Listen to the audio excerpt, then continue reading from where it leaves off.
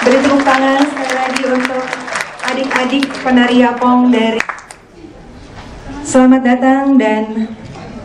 datang di gedung PT Astra International Tbk. Kami ucapkan kepada yang terhormat Wakil Gubernur Provinsi DKI Jakarta Bapak Insinyur Basuki Cahayapurnama MM, yang terhormat Presiden Direktur PT Astra International Tbk Bapak Priyono Sugiharto, Direktur PT Astra International Tbk Bapak Gunawan Genius Saharja, Direktur PT Astra International Tbk Bapak Joni Darmawan, Direktur PT Astra International Tbk Bapak Joko Pranoto, Direktur PT Astra International Tbk Bapak Sudirman MR, Deputi Direktur PT Astra International Tbk Bapak Suparno Jasmin, Deputi Direktur PT Astra International Tbk Bapak Paulus Bambang, dan Deputi Direktur PT Astra International Tbk Bapak Joni Punarto, Chief of Corporate Communication, Corporate Environment and Social Responsibility PT Astra International Tbk Bapak Arif Istanto, serta Direksi dan Eksekutif Grup Astra, tamu undangan, dan rekan-rekan wartawan yang telah meluangkan waktu untuk hadir siang hari ini di gedung PT Astra International Tbk. Baiklah, untuk mengawali acara kita pada siang hari ini, kita akan sama-sama menyaksikan video CSR PT Astra International Tbk. Mendedikasikan karya, menyatu dalam satu Indonesia.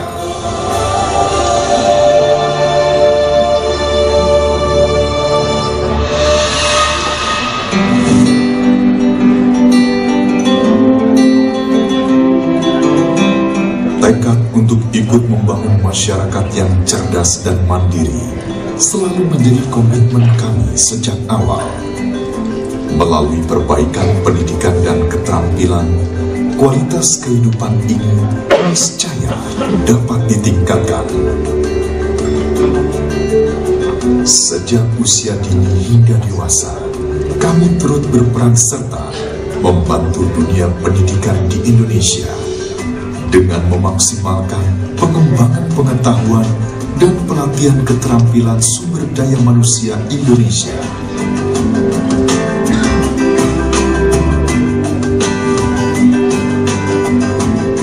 Seluruh anak bangsa berhak mendapatkan kesempatan yang sama dalam pendidikan.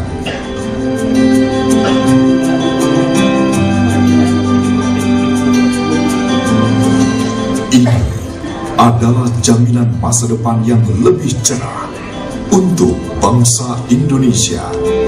Awal yang sederhana dengan membina dan mengembangkan usaha kecil dan menengah yang tersebar di seluruh pelosok Nusantara.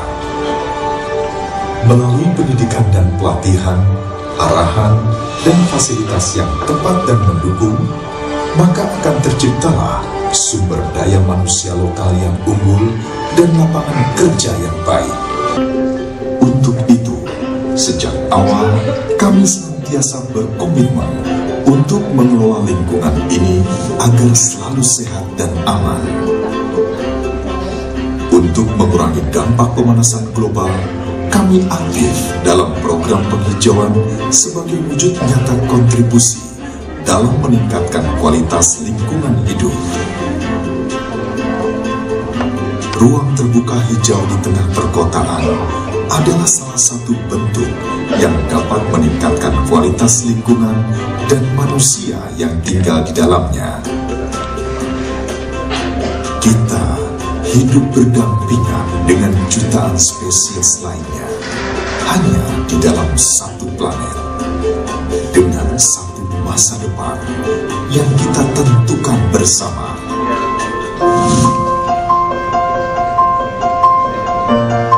Kami yakin masa depan bangsa Indonesia ada di tangan generasi penerus. Bangsa yang sejahtera dan bermartabat sangat bergantung pada kualitas hidup mereka. Untuk itu, kesehatan ibu dan anak adalah aset terbesar negeri ini. Berawal dari merekalah akan tercipta lingkungan keluarga dan masyarakat yang sehat. Masyarakat yang sehat menjanjikan kualitas lingkungan yang lebih baik.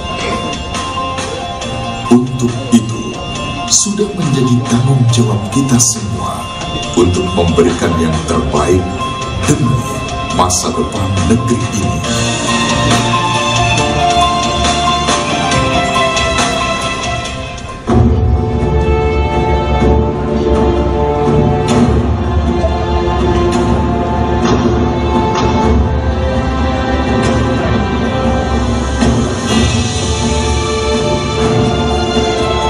Senantiasa berpacu untuk meraih keunggulan dan menjadi yang terbaik. Namun di saat yang bersamaan, kami ingin merangkul dan merajut harapan untuk bisa tumbuh dan berkembang secara berkelanjutan.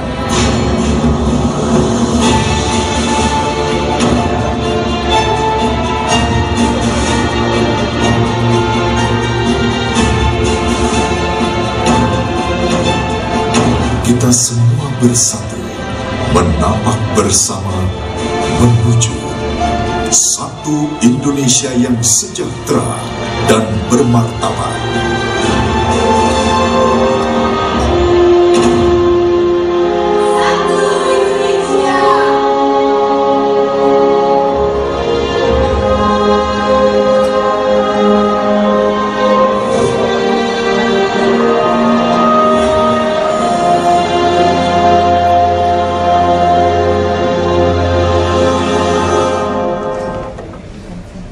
Ya, itu tadi video kegiatan CSR PT Astra International Tbk.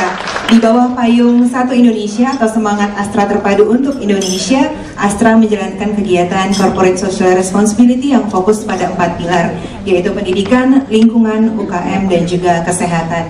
Baik Bapak Ibu hadirin yang kami hormati, selanjutnya adalah sambutan dari Chief of Corporate Communication, Corporate Environment and Social Responsibility PT Astra International Tbk. Kepada Bapak Arif Istanto, kami persilakan.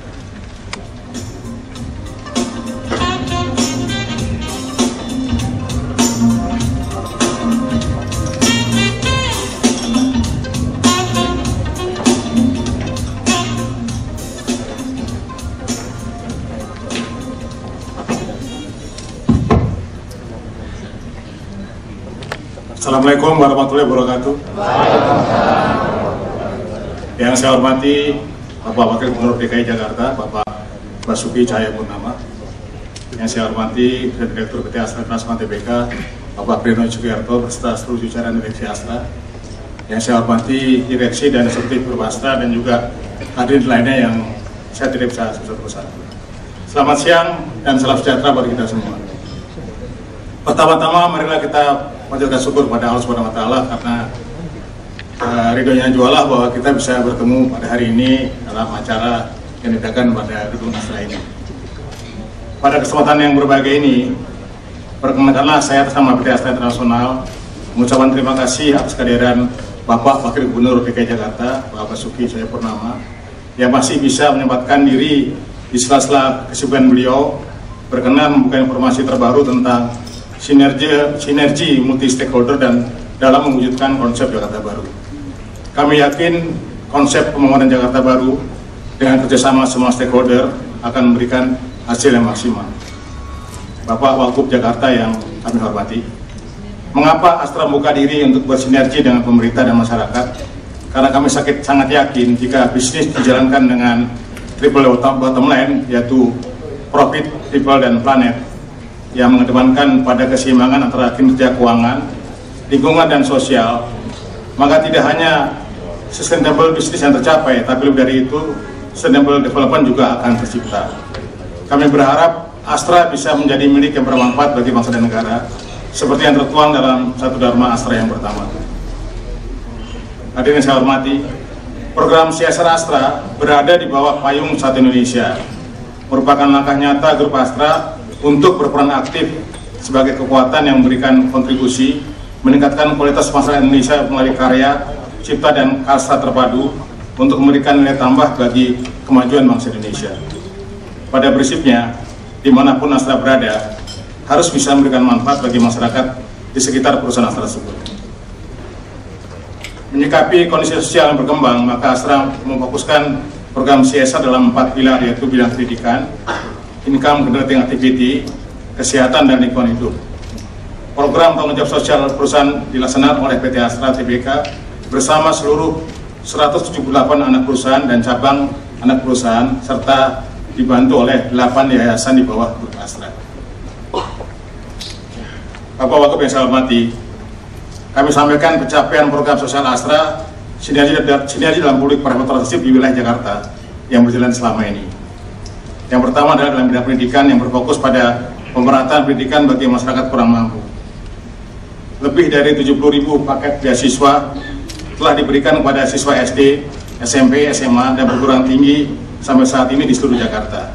Ada satu SD binaan Astra yang berlokasi di sekitar Astra, berhasil terpilih menjadi SD Adiwiyata Nasional dari Kementerian Lingkungan Hidup.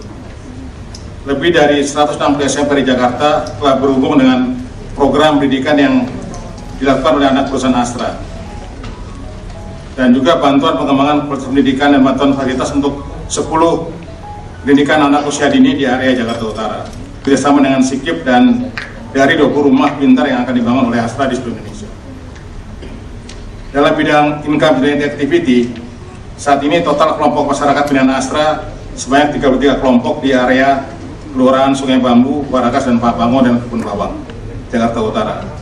Astra membina masyarakat mulai dari pembentukan bisnis, pendampingan dalam pengembangan bisnis, dan pada fase akhir adalah penyampaian menuju kemandirian.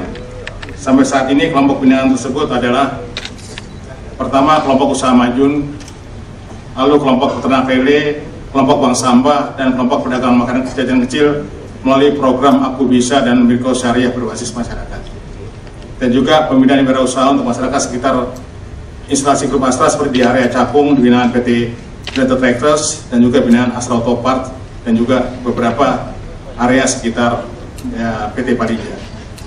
Dalam bidang kesehatan yang berfokus pada akses kesehatan yang lebih baik bagi ibu, anak, dan lansia yang kurang mampu, saat ini Astra menjalankan program MPESA, yaitu mobil kesehatan Astra yang memberikan lebih dari 19.000 paket pengobatan gratis kepada masyarakat di Jakarta Utara secara berkala, dan juga pembinaan terhadap 60 posyandu yang rutin dilakukan di wilayah Jakarta ini. Yang pertama adalah Jakarta Utara, kita ada Taman Astra Ayu Sudarso, dan juga ada Taman Toyota dan Toyota Ecoland di Marunda dan Angke. Di Jakarta Timur kami punya Taman Unity dan juga Taman Aheme, dan juga kontribusi grup Astra dalam pengembangan Edu River di Ciliwung, serta juga pembangunan kampung hijau terpadu. Saat ini percontohannya sudah terbentuk di Kelurahan Sungai Bambu, Kelurahan Warakas, dan juga Kelurahan Cakung Barat. Astra percaya dengan masyarakat yang cerdas dan sejahtera, serta sinergi dengan lingkungan yang sehat akan membangun bangsa yang kuat. Untuk itu, Astra senantiasa fokus untuk mengembangkan 4 pilar program CSR, di mana untuk mensukseskan keberhasilan program kerjasama sinergi antara Astra dengan berbagai pihak yang terkait, termasuk pihak pemerintah. besar harapan kami program yang kita inisiasi ini bisa mendukung program pemerintah dalam mewujudkan Jakarta lebih baik. Sebelum mengakhiri sambutan ini, kami sadar bahwa tidak ada satupun hasil dari kegiatan CSR Astra bersifat jangka pendek.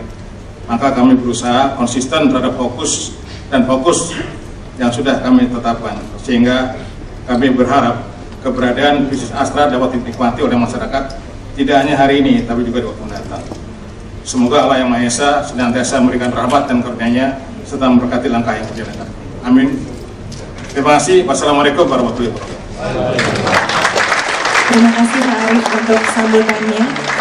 Bapak Ibu hadirin yang kami hormati, sebentar lagi kita akan memasuki sesi penandatanganan perjanjian kerjasama dan juga penyerahan program CSR Astra kepada pemerintah Provinsi DKI Jakarta. Namun sebelumnya terlebih dahulu kita akan sama-sama menyaksikan video mengenai sekilas program CSR Astra di wilayah Jakarta.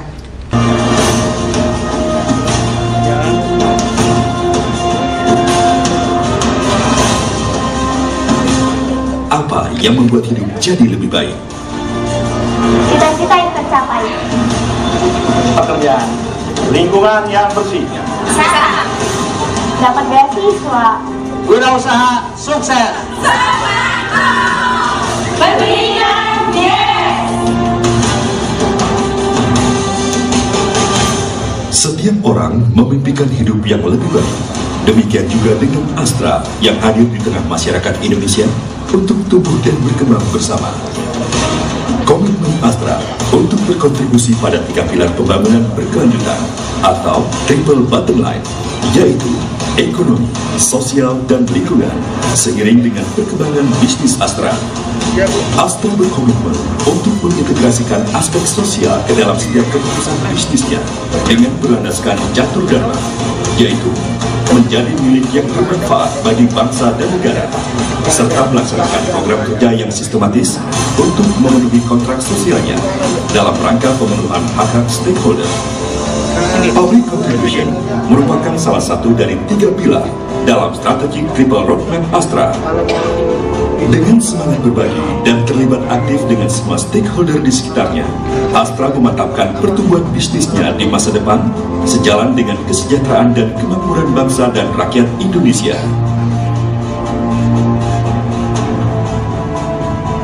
Khususnya terhadap masyarakat sekitar, Astra fokus terhadap 4 pilar CSR dan program donasi. Pilar pendidikan,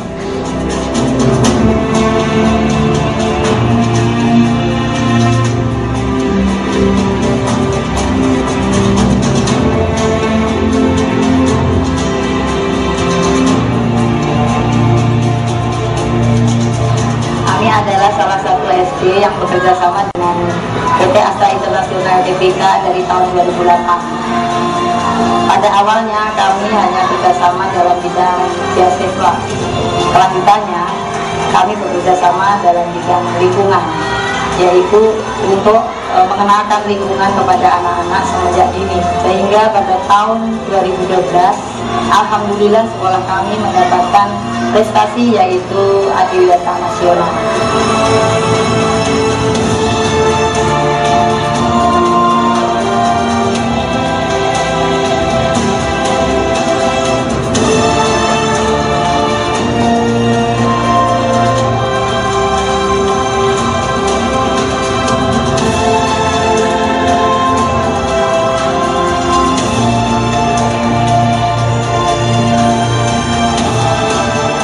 pilar lingkungan.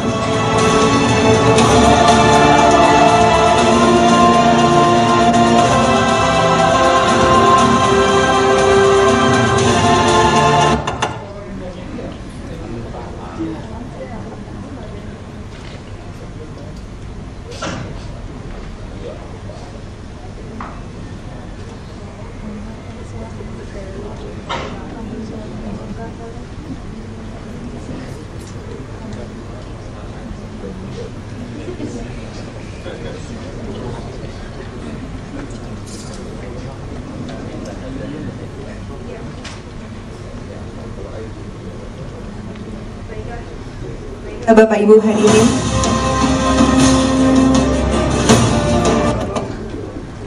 Ya, baik Bapak Ibu hadirin sekalian, itu tadi video tentang kegiatan CSR Astra di wilayah Jakarta. Selanjutnya kita akan memasuki sesi penandatanganan perjanjian kerjasama dan juga penyerahan program CSR Astra kepada pemerintah Provinsi DKI Jakarta. Ada 3 hal yang akan dilakukan dalam acara berikut ini.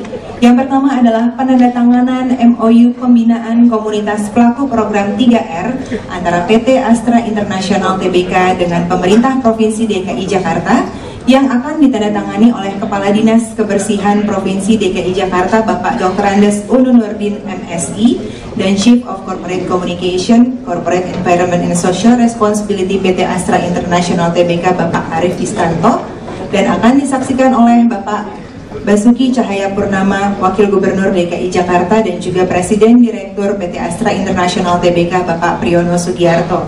Yang kedua adalah penandatanganan perjanjian program Pintar bersama Daihatsu antara PT Astra Daihatsu Motor dengan Dinas Pendidikan DKI Jakarta dan PT Astra International Tbk Daihatsu Sales Operation dengan Dinas Pendidikan DKI Jakarta, serta penandatanganan perjanjian kerjasama Toyota Technical Education Program dan Sub Toyota Technical Education Program antara PT Astra International Tbk Toyota Sales Operation dengan Dinas Pendidikan DKI Jakarta.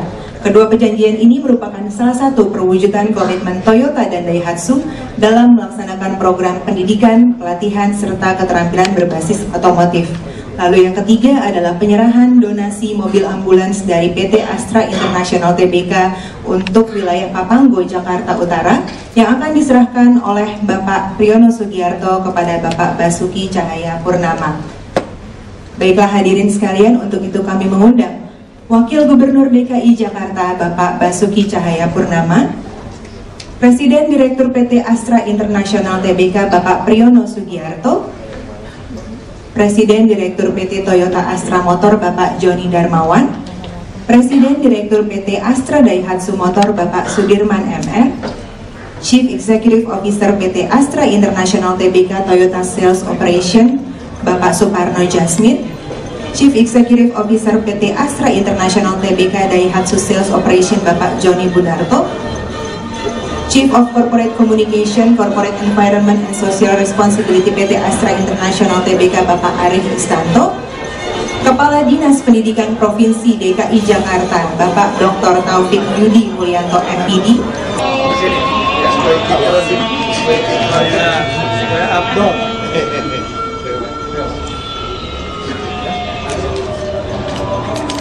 Perjanjian kerjasama ini adalah perjanjian tentang MOU pembinaan komunitas pelaku program 3R antara PT Astra International Tbk dengan pemerintah Provinsi DKI Jakarta. Lalu program Pintar bersama Daihatsu antara PT Astra Daihatsu Motor dengan Dinas Pendidikan DKI Jakarta dan juga PT Astra International Tbk Daihatsu Sales Operation dengan Dinas Pendidikan DKI Jakarta, serta program kerjasama Toyota Technical Education Program dan Sub Toyota Technical Education Program antara PT Astra International Tbk Toyota Sales Operation dengan Dinas Pendidikan DKI Jakarta.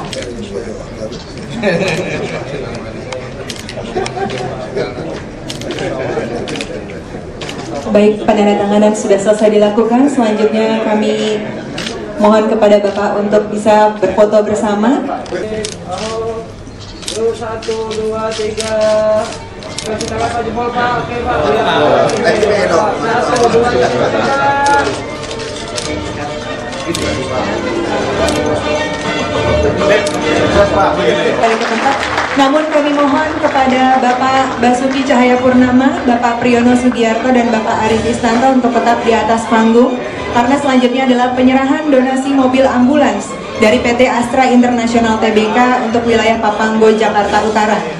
Akan diserahkan oleh Bapak Priyono Sugiarto kepada Bapak Basuki Cahayapurnama.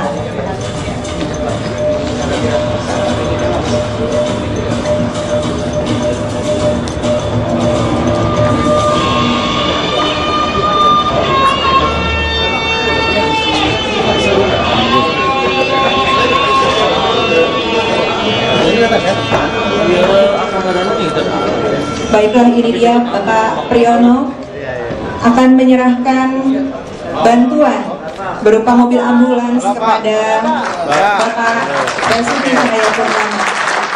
Bantuan ambulans ini ditujukan untuk wilayah Papanggo, Jakarta Utara. Baik, terima kasih Bapak. Kepada Bapak Priyono Sugiarto dan Bapak Arif Istanto kami persilakan kembali ke tempat. Namun kami mohon dengan hormat Bapak Basuki Cahayapurnama untuk tetap di atas panggung dan menuju ke tempat yang telah kami sediakan Bapak untuk memulai sesi dialog.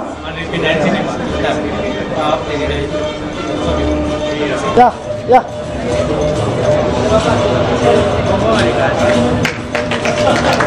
Baiklah, selamat siang Bapak Ibu dan para undangan. Senang sekali kita di sini bisa berdiskusi dan berdialog langsung dengan Bapak Wakil Gubernur Bapak Basuki Cahayapurnama. Selamat siang Bapak. Selamat siang. Apa kabar? Gimana perjalanannya tadi ke Sunter Pak? Saya nggak sangka disuruh talk show ini curang juga. Dibilangnya nggak kayak gini ya Pak? Ya, pantesan Bos Astra suruh datang makan siang. Wah, iya. Lumayan lah makan siang dapat ambulan dari satu. Luar biasa. Sekali lagi kita beri sambutan yang meriah untuk Bapak Basuki Cahayapurnama. Bapak, kita nih sekarang berkumpul dalam rangka ingin mengetahui kita ketika Bapak dan Pak Jokowi terpilih menjadi gubernur dan juga wakil gubernur, kita seakan punya harapan baru untuk menuju Jakarta baru seperti yang dikonsepkan. Sebenarnya konsep Jakarta baru itu apa sih Pak? Nah, yang penting yang pertama tadi, minimal dagangan kami laku kan, jual harapan. itu dulu. Ya, yang kami jual ya, kami ingin jadikan Jakarta ini kota modern, tapi tentu modern yang tertata rapi, bukan seperti sekarang. Jakarta kan modern, tapi juga ada kampung berantakannya gitu kan. Nah, ini kita yang modern, tertata rapi, tapi kata Pak Gubernur harus manusiawi. Nah, ini yang penting. Karena target dari semua pembangunan ini adalah orang. Jadi kalau kita terjemahkan lebih singkat lagi, tugas kami adalah membuat penuh otak, perut, dan dompet warga DKI. Jadi itu ya. Ini ringkasan visi misi yang paling singkat saya kira.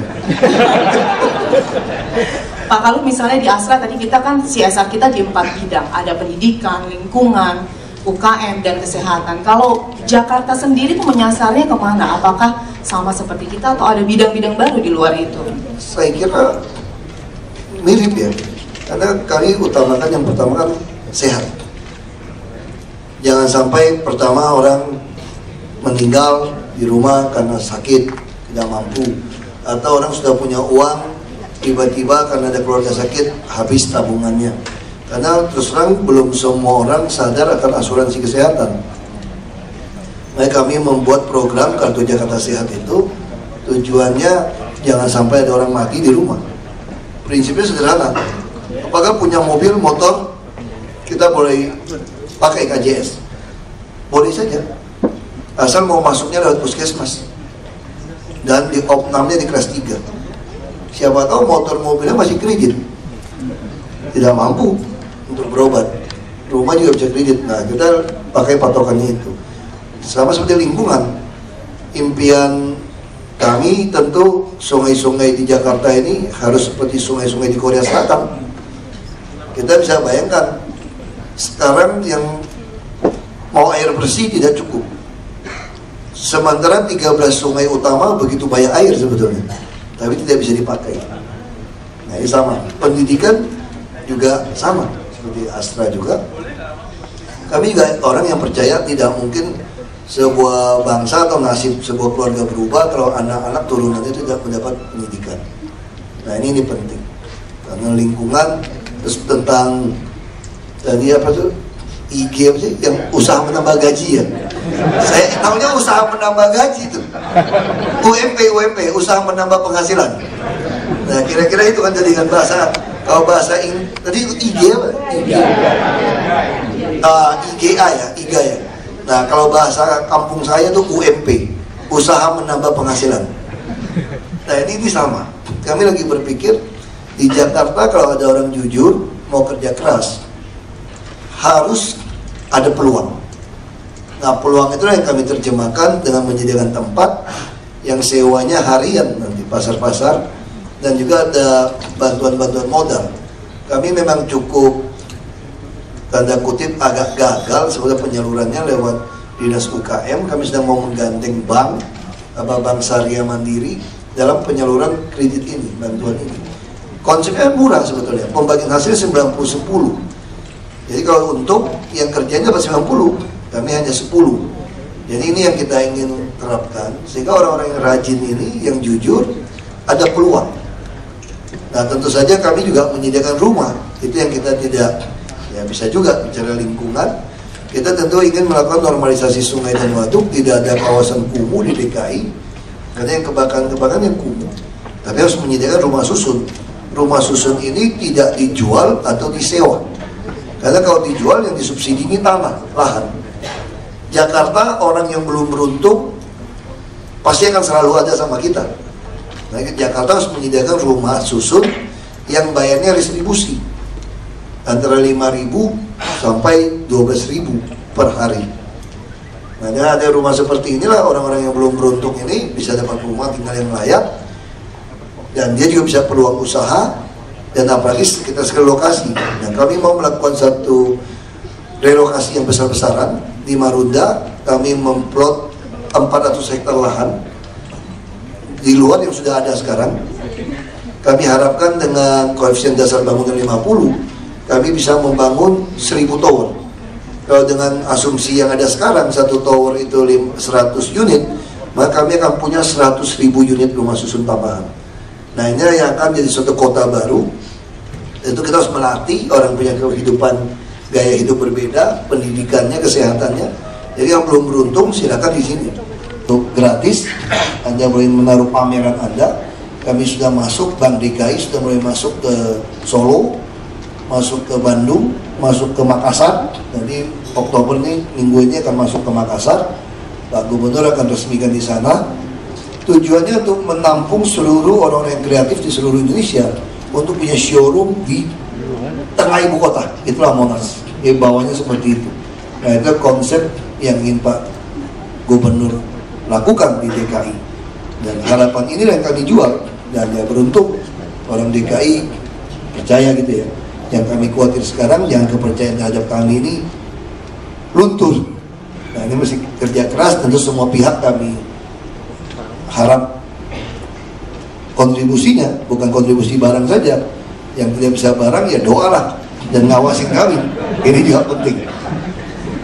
Jadi yang pasti sih kita akan selalu mendukung Pak. Tapi di sektor-sektor apa sih sebenarnya yang ingin melibatkan multi stakeholders?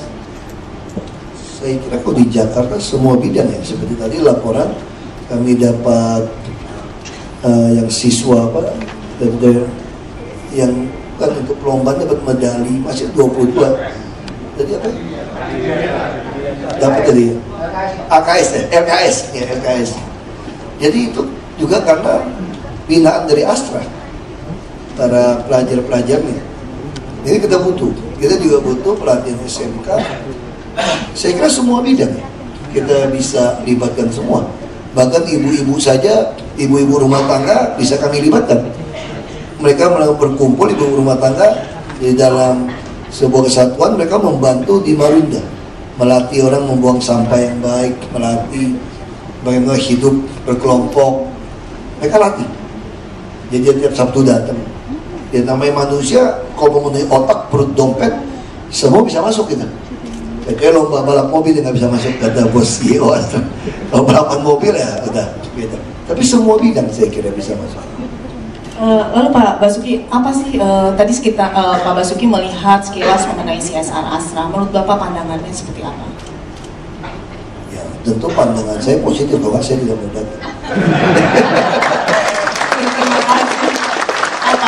Saya pertama kenal tentu waktu kita di Jakarta Utara waktu itu ya. Yang pertama waktu itu saya baru berapa minggu, berapa hari jadi wagub. Ya, apa Astra saya udah kenal.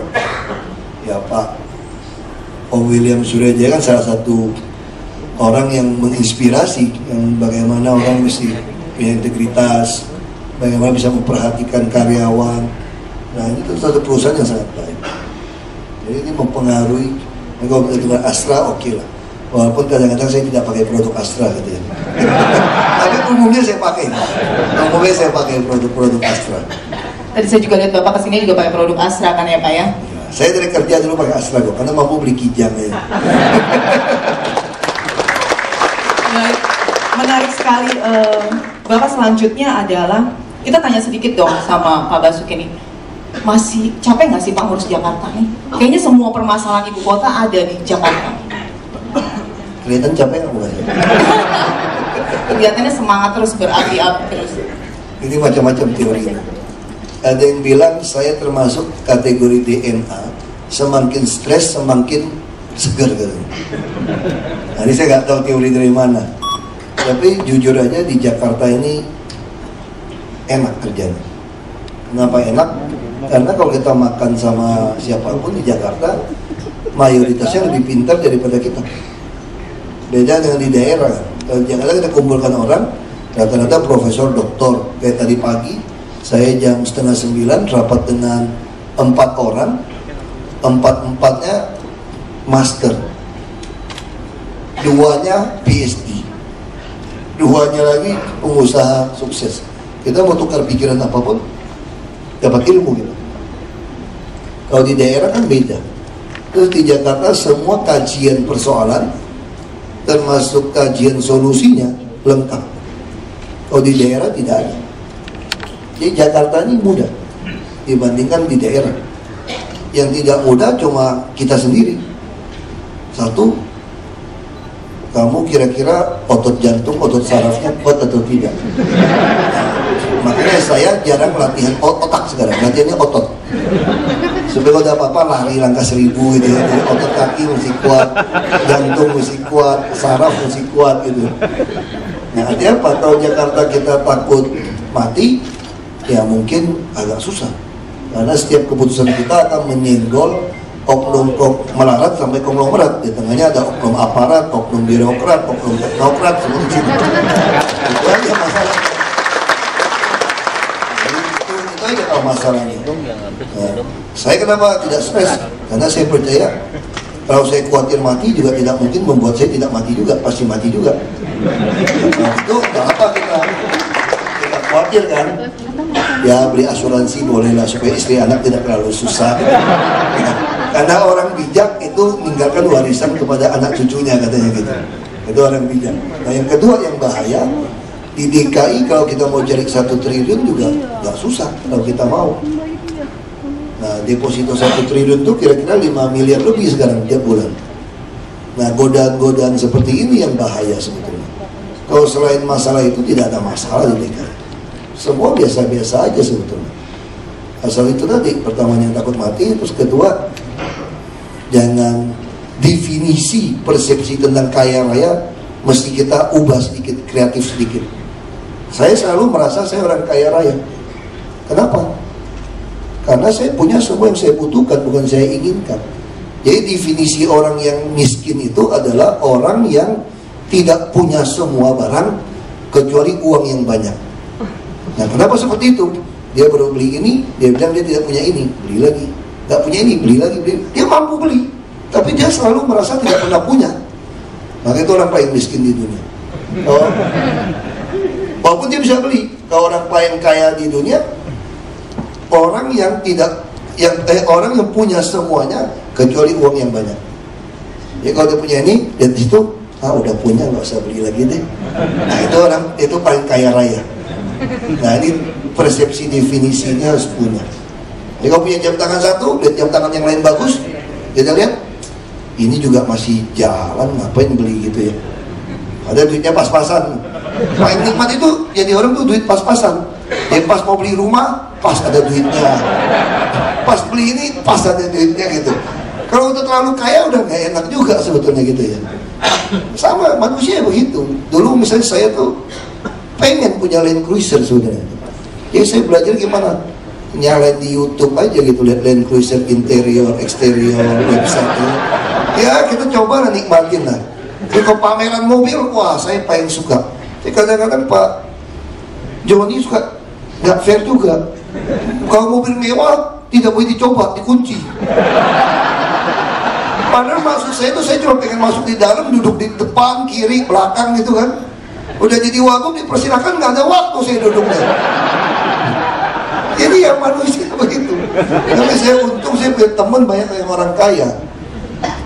Jadi kalau dia datang, saya coba aja kalau di pameran mobil juga gitu. Jadi kalau saya ke showroom jangan heran sama saya. Saya duduk di setir, saya coba, terus duduk di sebelah kiri, duduk di belakang. Ya cuma segitu aja. Kayaknya Kijang juga sama. Nggak jadi pelingat.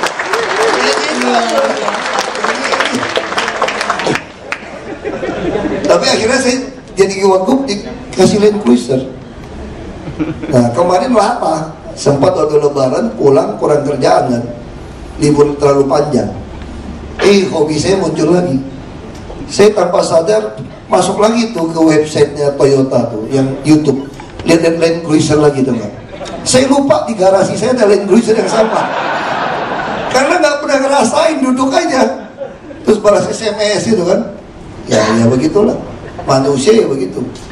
Dulu mau makan restoran Jepang rasanya susah kan makannya. Mahal. Sekarang mampu tiap malam nggak berani, takut kolesterol dulu. Oke, harus jaga kesehatan. Tadi itu ciri khasnya Pak Basuki ya, belak-belakan, terbuka. Lalu kalau ngomong apa adanya. Ini bukan belak-belakan. Belum ya Pak? Enggak, ini sebetulnya kreatif. Orang yang kreatif itu adalah orang yang bahkan dia ngomong apa aja dia nggak inget. Udah ngomong baru sadar. Itu baru kreatif. Kalau masih bisa mikir baru ngomong belum kreatif. Masih diketahui kan. Yang kreatif itu yang tidak diketahui oleh semua orang, bahkan dia pun tidak tahu. Apa yang diomongkan? Udah ngomong baru dia sadar, aku ngomong apa tadi ya? Nah itu baru tanda kreatif. Luar biasa kreatif sekali. Jadi contek gitu. Kembali ke konsep Jakarta Baru tadi Pak, ada tidak target-target Nanti lokasi? mesti bayar saya untuk stand up comedy ya. Jadi beda ini. Ketawa itu mahal soalnya. Jadi ketua semua di sini. Ada Pak target-target lokasi yang untuk pembenahan Jakarta Baru ini selain yang sekarang sudah dilakukan? Jadi Pak Gubernur selalu katakan kerja itu fokus. Misalnya itu kita mau perbaiki waduk untuk taman, ruang terbuka hijau. Jadi kita harus fokus, kasih yang terbaik, yang terbagus di taman itu. Pohon pun tanam yang terbaik. Untuk apa? Tapi semua dipikirkan secara holistik. Ketika taman itu bagus, pasti banyak orang datang. Banyak orang datang ini, makanya ini kesempatan PKL menjajakan produknya. Makanya mesti ditata, semua mesti dilatih. Nah, sama juga seperti misalnya terminal. Kita selalu ingin mendorong orang untuk naik kendaraan umum, tapi terminalnya joroknya minta. Jadi Pak Gubernur presentasi, dan Pak Gubernur katakan, lantainya pun harus granit, ya bukan granit yang licin, yang kasar. Jadi terminal kita ini harus bagus. Kita mau lakukan total akan mengeluarkan 1,7 triliun untuk perbaiki seluruh terminal, kecuali 3 yang Lebak Bulus karena MRT, kalau Blok M karena dari swastakan, satu di Cililitan. Tapi yang lain semua kita mau ubah habis-habisan. Dan Pak Gubernur tes seninya baik. Jadi saya ngomong dengan beliau, saya bilang kalau urusan seni saya ini payah lah Pak. Saya bilang saya nggak ngerti Pak. Saya bilang nggak apa-apa, saya ngerti seni kata beliau.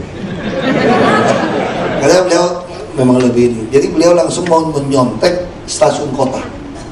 Jadi sekalian saja semua bentuk-bentuk terminal kita, mas stasiun kereta api itu ya seperti konsep stasiun kota, kota-kota tua itu. Jadi rapi, dia jelas, ciri khasnya jelas. Jadi beliau sudah katakan itu. Jadi kamu semua itu mesti tuntas. Nah sama juga kesehatan. Kami lagi targetkan seluruh rumah sakit di Jakarta, baik swasta untuk pemerintah, bisa menerima kartu Jakarta Sehat. Sehingga nanti masyarakat bisa milih.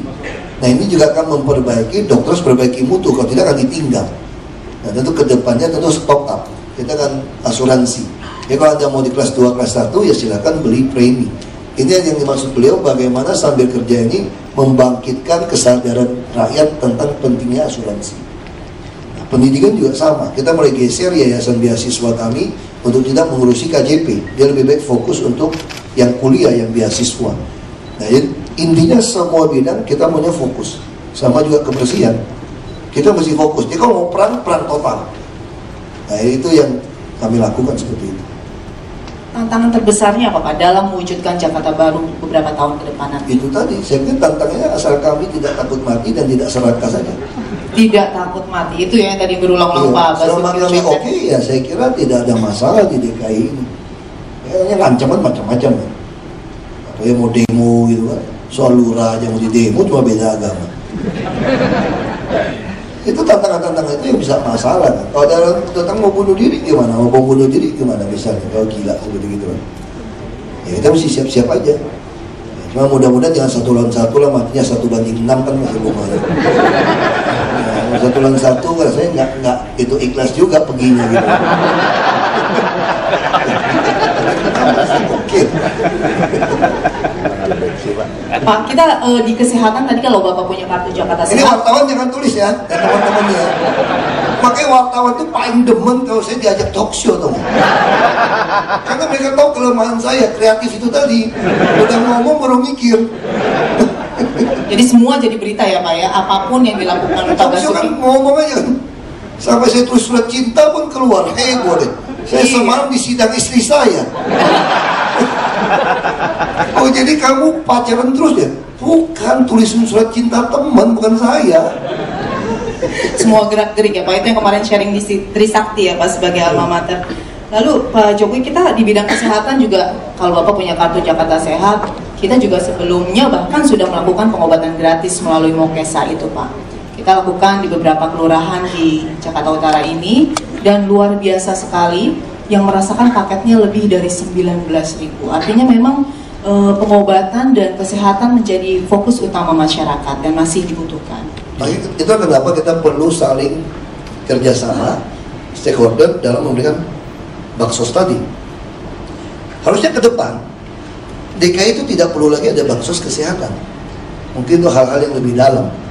Karena seluruh puskesmas sudah bisa menerima, termasuk gigi semua sudah bisa. Dan tergantung orang kampung mau atau tidak. Mungkin ada sesuatu yang lebih dari itu nanti ke depannya. Nah itu yang kami harapkan mencapai target seperti itu. Karena jujur saja sila kelima Pancasila kan keadilan sosial, bukan bantuan sosial. Oh ya, apa beda bantuan sama keadilan? Kalau saya kesini, jalan gaya motor ini ada yang dikebukin, dirampok karena kita lagi rame-rame acara, kita bantu, itu namanya bantuan sosial. Lagi ketemu. Tapi kalau keadilan sosial, siapapun lewat di jalan gaya motor ini, tidak ada seorang pun dirampok dan dikebukin. Itu keadilan sosial. Makanya sila kelima kita tuh keadilan sosial.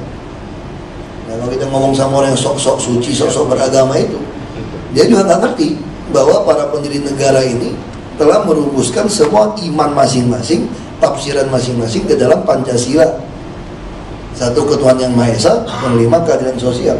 Nah kalau ditanya dari seluruh hukum Taurat, kitab Nabi, mana sih yang paling penting? Pasti jawaban Nabi begitu.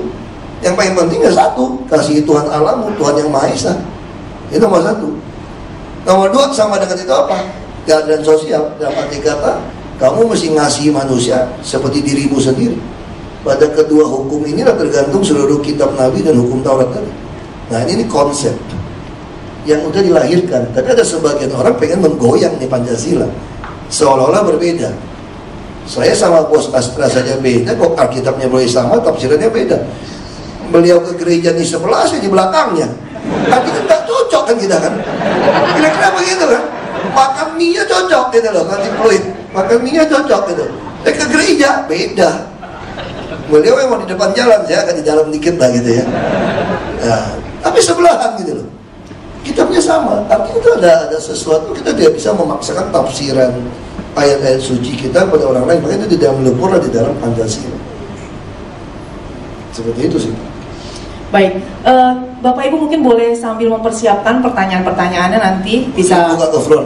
Iya dong Pak. Kalau itu saya jawabnya mesti panjang-panjang supaya waktunya habis. Kalau dipersiapkan pertanyaannya, karena diskusi akan semakin menarik sekali dengan Pak Basuki. Namun sambil menunggu pertanyaan-pertanyaan Pak, kalau misalnya harapannya Bapak CSR perusahaan itu inline atau sejalan dengan konsep Jakarta Baru itu, atau justru kita masuk ke hal-hal baru yang belum disentuh oleh Pemprov DKI? Nah saya kira kan Astra kan satu perusahaan TBK begitu, sudah ada kebijakan-kebijakannya ya. Dan kalau saya lihat dari ini, saya sudah senang sekali. Misalnya SMK, saya minta kerjasamakan supaya nanti dilatih, betul-betul orang sudah siap. Terus Astra juga akan pindah 2023 akan pindah ke Kerawang. Nah saya kira juga baik daerah-daerah ini dan kita robah di sebuah daerah yang komersial, jadi supaya bagus kita akan dukung. Karena harusnya Jakarta memang menggaji orang itu harus 2-3 kali UMP yang ada harusnya. Tapi kan dengan pabrik-pabrik dia kan agak dipinggirkan nanti. Nah kita harus isi kompak, dan itu bikin kereta masuk ke Jakarta, itu harus jadi jasa dan perdagangan. Nah saya kira yang dilakukan sekarang sudah betul. Kami tentu tidak mau mengarahkan sesuatu yang memang sudah kebijakan perusahaan secara PBK ya.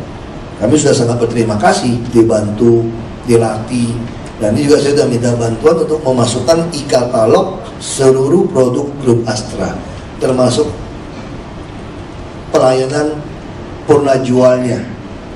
Jadi semua ada dalam e-katalog.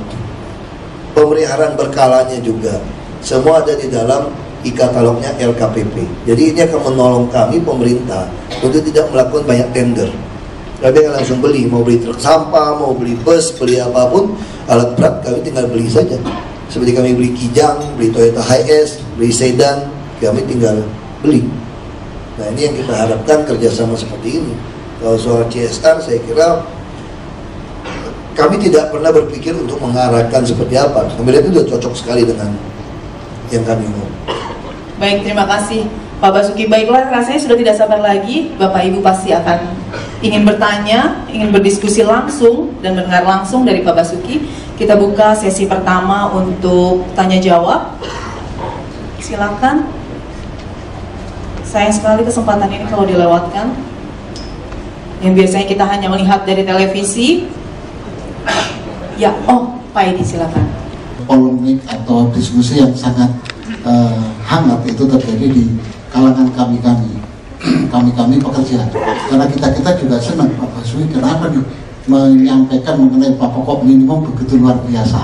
Nah itu bisa nggak di-share Pak latar belakang dan visi Bapak terhadap hal tersebut, karena pasti hal itu berdampak tidak hanya sepotong saja kaum pekerja, tetapi membawa dampak kepada sisi kehidupan yang lainnya, tentunya positioning terhadap industri di DKI sendiri dan visi mungkin ke depan industrialisasi antara Jawa Barat dan DKI. Itu dulu Pak, makasih Pak. Ini juga ada kesalahpahaman juga di soal di sini. Ya begini, kita hanya melakukan survei kebutuhan hidup layak untuk Lajang, itu gunakan 60 komponen. Jadi sebetulnya jauh sekali dari standar. Misalnya di 60 komponen pun kita bicara kesehatan, itu bukan asuransi kesehatan, tetapi berbicara sabun, shampoo, sikat gigi, odol gigi. Ini tidak sesuai. Bicara pendidikan juga hanya dimasukkan 2.000 lebih atau berapa. Nah ini yang masalah. Kita bisa bayangkan kalau seseorang yang kerja di Jakarta dengan disurvei KHL seperti itu, katakan 2 juta, Lajang, kalau dia punya istri yang tidak kerja, punya anak, sudah tidak cukup. Biasanya sudah pas-pasan. Mungkin nggak dia beli rumah, tidak bisa. Nah ini yang saya katakan, ini menjadi beban sosial bagi pemerintah. Kenapa kami sarankan pabrik-pabrik pindah keluar dari DKI? Karena buruh pabrik tidak mungkin digaji sampai 3 kali 4 kali UMP. Dan hampir semua pegawai yang ada di babak buka pabrik itu boleh dikatakan lebih dari setengah itu KTP non DKI Pak. Mungkin datangnya sebagai bujangan, lalu jatuh cinta, dia menikah, dia butuh rumah. Ini beban sosial. Jadi Jakarta harus dirancang, jangan jadi otak kapitalis. Jadi Jakarta harus berani membagi porsi-porsi ini ke wilayah yang lain. Nah persoalan dari Jawa Tengah tidak punya double track kereta api sampai ke Tanjung Priok, Tanjung Priok ke Kerawang butuh 6 jam 7 jam. Ini persoalan di pusat. Kami mohon maaf karena kami kantornya masih di Merdeka Selatan Pak. Kalau kami di Merdeka Utara mungkin lain ceritanya. Nah, Merdeka Selatan kan, itu sesuatu yang berbeda kan Pak. Ya kita tidak bisa yaitu lakukan sesuatu itu. Tapi secara prinsip teorinya seperti itu. Maka kami memberikan perubahan peruntukan pabrik-pabrik di Cengkareng. Kalau dia mau rubah jadi komersial, tidak minta 1 sen pun. Dia jadi kaya raya, untung tidak apa-apa. Karena beban ini yang kita mau bagi. Nah sekarang kalau kita tidak, kita naikkan. Bisa nggak kita naikkan? Tuntutan buruh berapa? Jadi 4 juta. Tidak bisa, Anda tidak laku. Karena produk-produk kita itu tidak mampu memberi Anda gaji 4 juta tadi. Ini masalahnya. Nah, jadi keseimbangannya harus kita jaga. Nah, lalu bagaimana solusi dari kami? Solusi kami ya demikian. KHL tidak bisa dipaksakan karena bicara daya saing. 2015 kita sudah berbicara tentang Komunitas Asia Tenggara, kita bicara AFTA. Ini sesuatu hal yang berbeda. Kalau kita tidak siap, karena naikkan, ya hengkang, barang betul-betul hengkang. Lalu bagaimana caranya? Ya KHL kami bantu turunkan. Turunkannya di mana? Disitulah ada kartu Jakarta Sehat, ada kartu Jakarta Pintar. Kami juga sedang merancang, itu busnya cukup. Mungkin hanya bayar maksimum 10% UMP, Anda bebas naik kendaraan di Jakarta. Atau di Jabodetabek, silakan saja. Kami kalau ERP kami jalan, mungkin seluruh DKI busnya gratis. Kami tanggung. Ini tujuannya untuk apa? Untuk menurunkan KHL. Supaya para buruh ini bisa biaya hidupnya agak turun. Nah, kami juga kenapa membuka peluang untuk dia jadi pengusaha, supaya dia juga bisa aja untuk pindah. Ada peluang usaha, dia sudah terlatih kerja, nah dia ada peluang usaha pindah. Nah, kalau yang pabrik-pabrik pindah bagaimana? Ya tidak apa-apa, mungkin orang sebagian orang harus pindah. Itu juga menolong daerah lain untuk bertumbuh kan. Karena ada pabrik, misalnya Astra buka di Kerawang. Kerawang menjadi kota yang hebat, kota satelit baru. Nah, Jakarta betul-betul kita mainnya di jasa perdagangan yang lebih tinggi. Nah, itu yang konsep tentang gaji seperti itu. Kami tidak ingin katakan menggaji orang pas-pasan, apalagi dia mesti nyewa kos-kosan itu sampai ganti shift tidurnya. Jadi kalau kita hitung itu tidur berdiri dia sebetulnya. Tapi kenapa bisa ternyata ganti shift? Jadi kalau kita ketemu di Tambora, ketemu di kampung-kampung, orang jam 2 pagi masih main badminton, pakpuk itu, kita pikir rajin sekali olahraganya. Bukan, dia kerjanya lemburnya cepat selesai, dan teman kosnya belum bangun. Jadi paksa main badminton kan, atau main pingpong. Ini realita hidup di DKI. Air juga seperti itu. Nah, sama juga orang-orang tua. Orang tua juga kasihan untuk yang tidak mampu ya, yang kurang beruntung. Rumah kecil, kadang hanya 3x5, tinggalnya 4-5 orang, ada cucunya semua tinggal. Dia siang hari tidak bisa tidur juga. Kenapa nggak bisa tidur? Karena panas, berisik.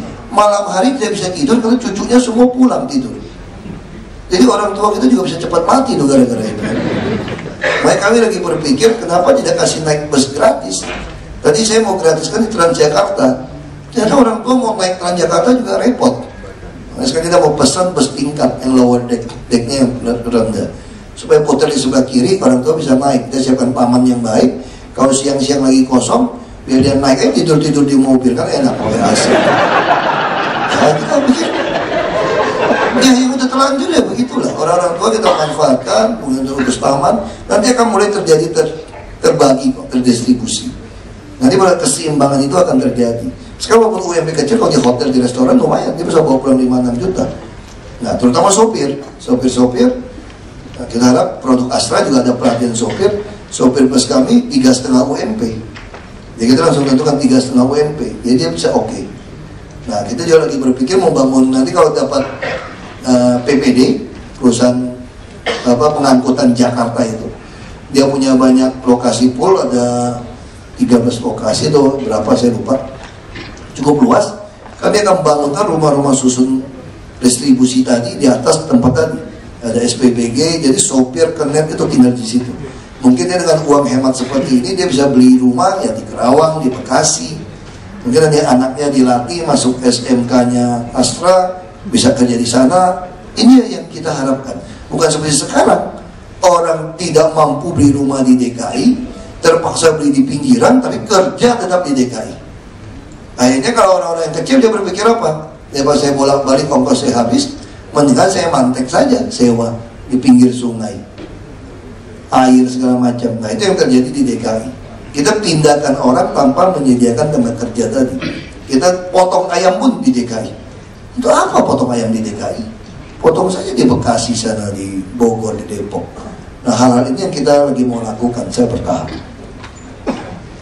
Baik, jelas ya Pak Edi ya. Oh ada lagi, silakan Pak Hendri.